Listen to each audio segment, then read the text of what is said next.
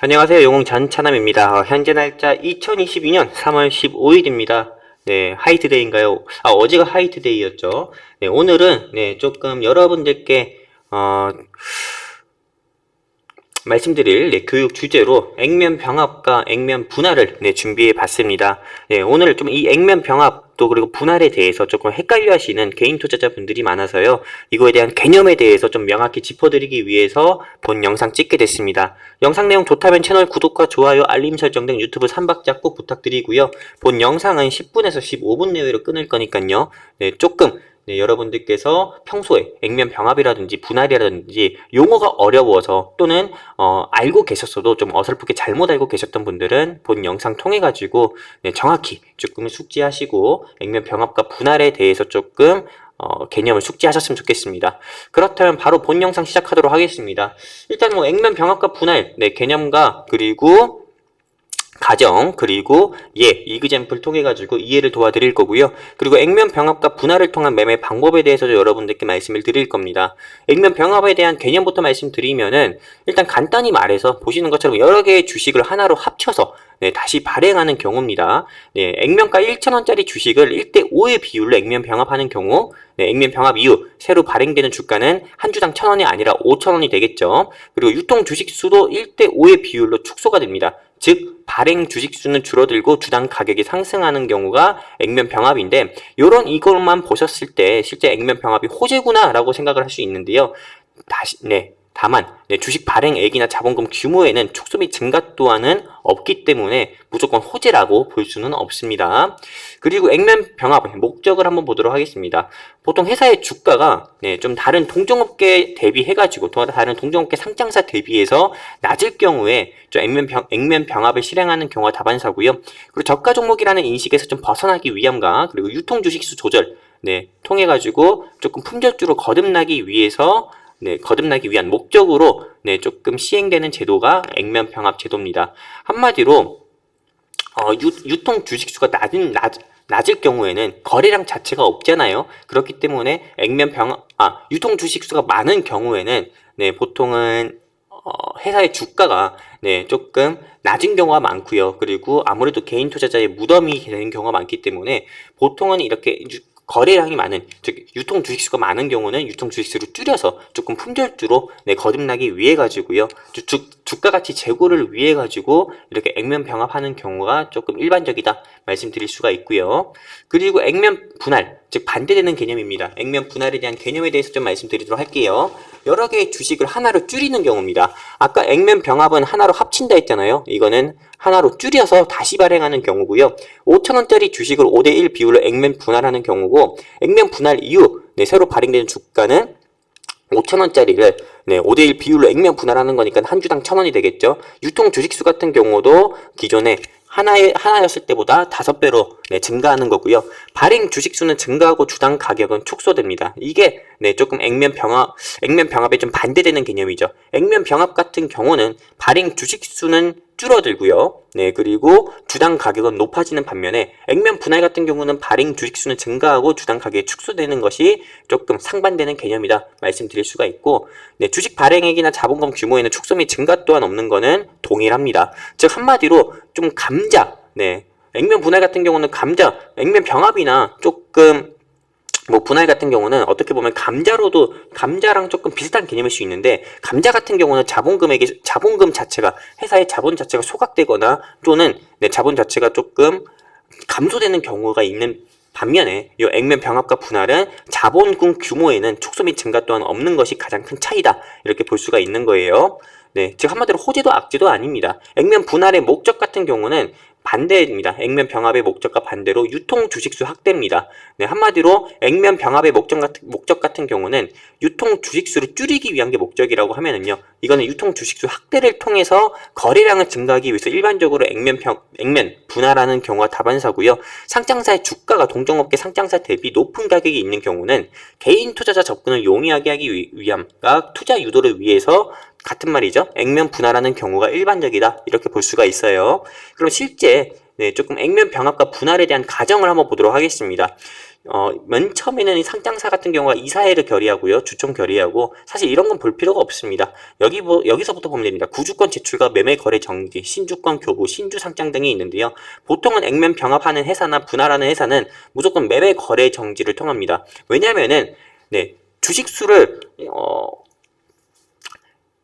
한 주당 액면가 500원짜리 주식을 5,000원으로 만들기 위해 5,000원이라든지 1,500원으로 만들기 위해서는요.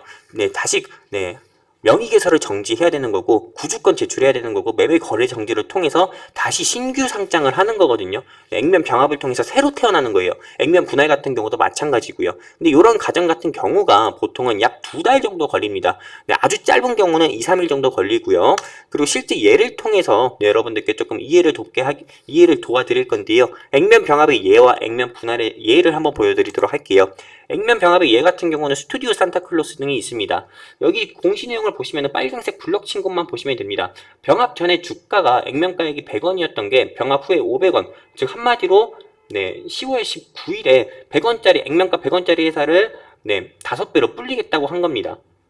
그리고 매매 거래 정지 기간은 12월 15일부터 1월 3일, 즉 해가 바뀌는 기간이죠. 그리고 신주가 상장 예정일은 1월 4일입니다. 병합 목적은 적정 유통 주식수 및 주가 안정화를 위한 기업 가치 향상을 위해서 보통은 액면 병합을 하는 경우가 많은데요. 10월 19일에 이 공시 나왔을 때 주가가 소폭 상승 나오는 경우 보였었고 2022년 1월 4일에 신주가 상장했을 때 주가가 역시 상승하면서 마감하는 모습을 보여줬습니다. 그리고 액면 병합 이후에 거래 재개하는 첫날에 주가가 22% 가까이 상승 나오는 모습을 보여주었습니다.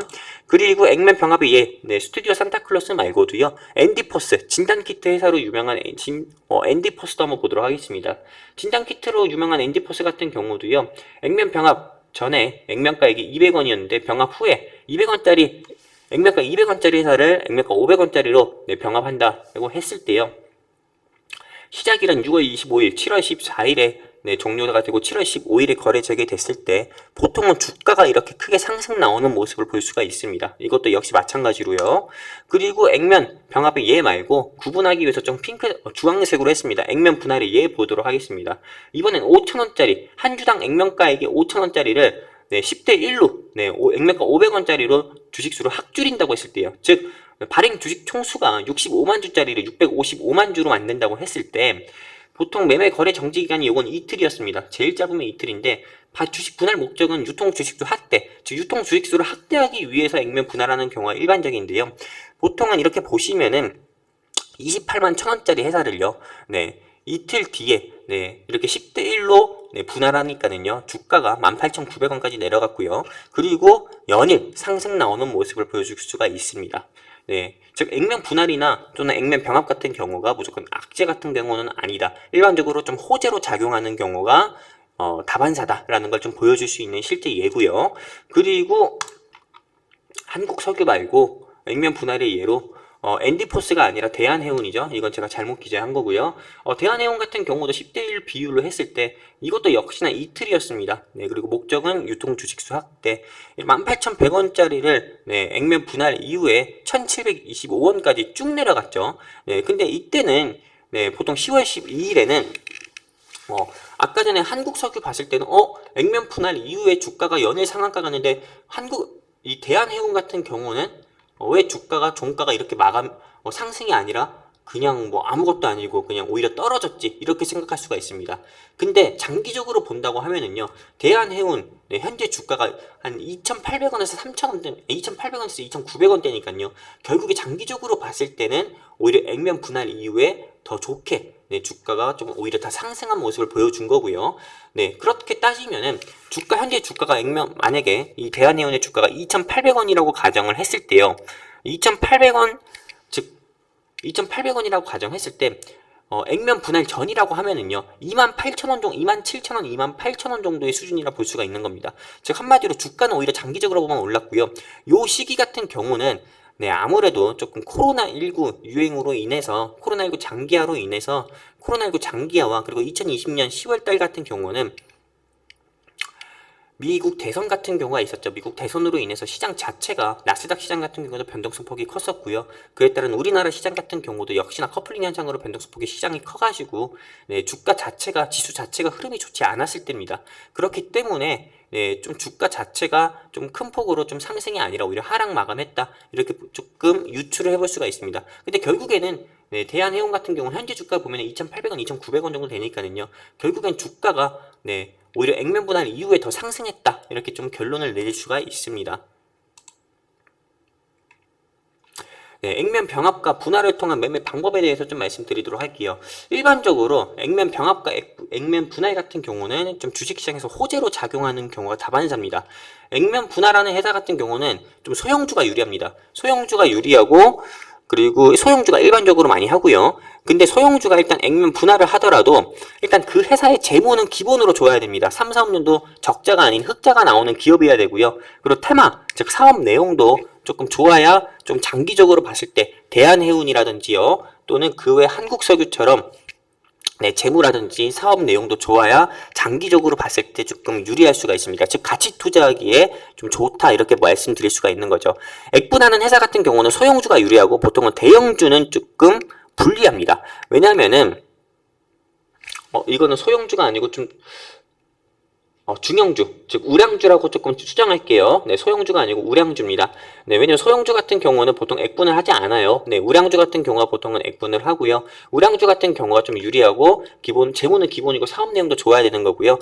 장기적으로는 일단 가치 투자하는데 유리하는 거고요. 대형주 같은 경우는 불리하다 말씀드리는 게 네이버라든지 즉 NHN이라든지 삼성전자 같은 경우나 카카오 같은 경우는 액면 분할하고 나서부터 오히려 주가가 더 약세를 보였습니다. 왜냐하면은 액분을 한다 하더라도요.